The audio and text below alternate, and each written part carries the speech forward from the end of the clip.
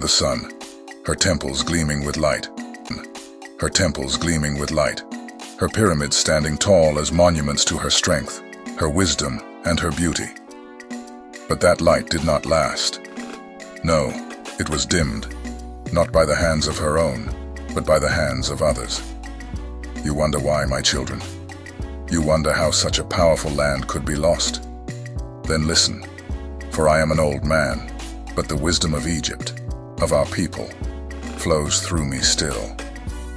When Egypt was whole, she was a jewel, resting in the hands of Africa, and she was black, my children. Her people were black, her wisdom was African, and her spirit pulsed like the beating heart of the Nile itself. But Egypt was no ordinary place. Her soul was tied to the world around her. She held the power of the Nile, the secrets of the stars, and the wisdom of ages. Yet, she fell. She fell because Egypt did not protect herself from those who came from afar. They came in friendship, some of them. Merchants, wanderers, visitors. They brought gifts, yes, but they also brought new ideas, new faces, and different ways. Egypt was open, welcoming, even warm. But that warmth, my children, it was taken advantage of, as is the way of conquerors. We had a great tradition, a matriarchal system in Egypt, and through that, they found a way in. Foreign men married our daughters, not from love, no, but from ambition. They married the daughters of our pharaohs, the sacred daughters, binding themselves to the royal bloodline. You see, our ancestors were so open that they did not see the silent threat creeping in. Those men claimed a place among us, yet their loyalties lay beyond the borders of Egypt.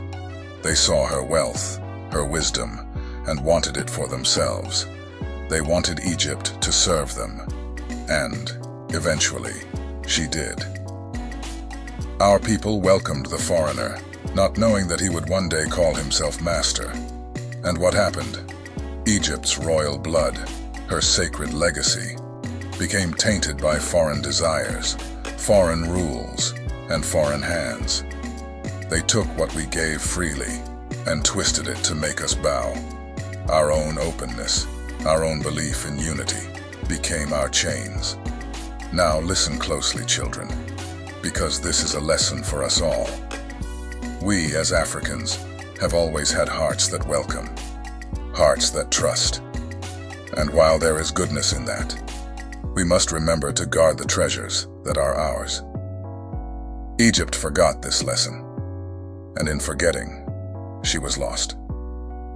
Africa was cut off from the great Mediterranean, the land of the Greeks, the Romans, the far-off lands that we once knew as neighbors.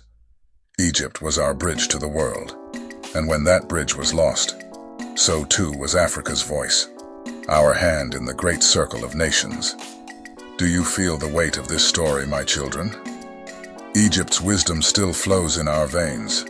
It is we who must remember, we who must learn. Foreign hands will always reach for what is ours, but we must not hand it to them so freely. And still, the story does not end there, because as Egypt slipped from our grasp, Africa grew silent.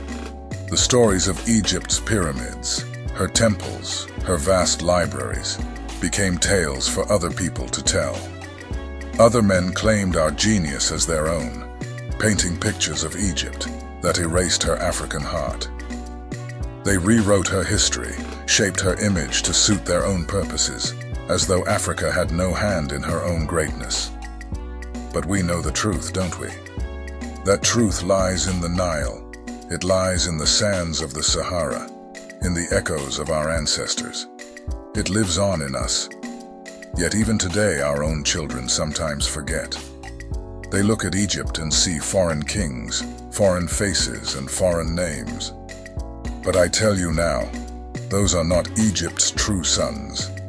No, the true children of Egypt have African hearts. Our people, we have a habit of forgetting.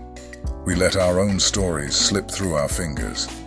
And when others take them, we shake our heads and wonder, how did this happen?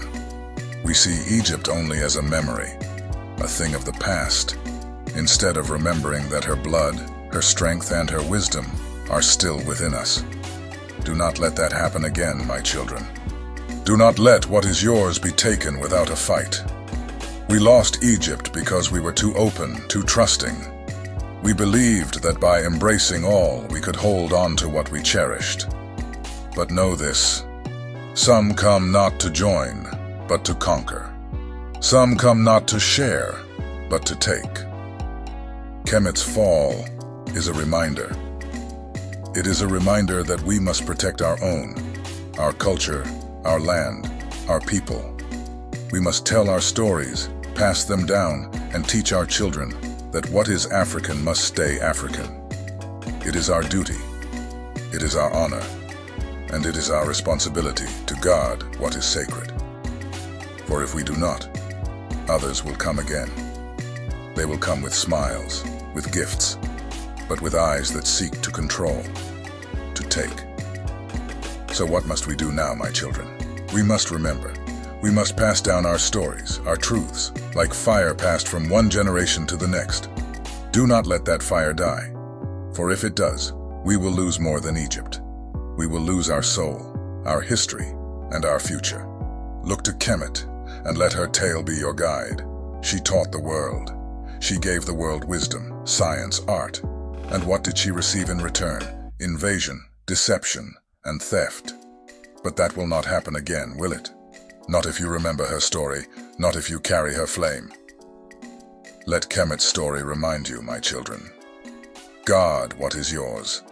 Stand strong, for this world is a world of lions. Protect your pride, protect your people, protect your story. Let the light of Kemet's wisdom shine once more, not in the hands of others, but in the hearts of her true children. That is how we reclaim her. That is how Africa rises again. Yes, Egypt may have fallen, but her spirit is not lost. It lives in you. Carry it well, my children, for the world awaits Africa's rising once more.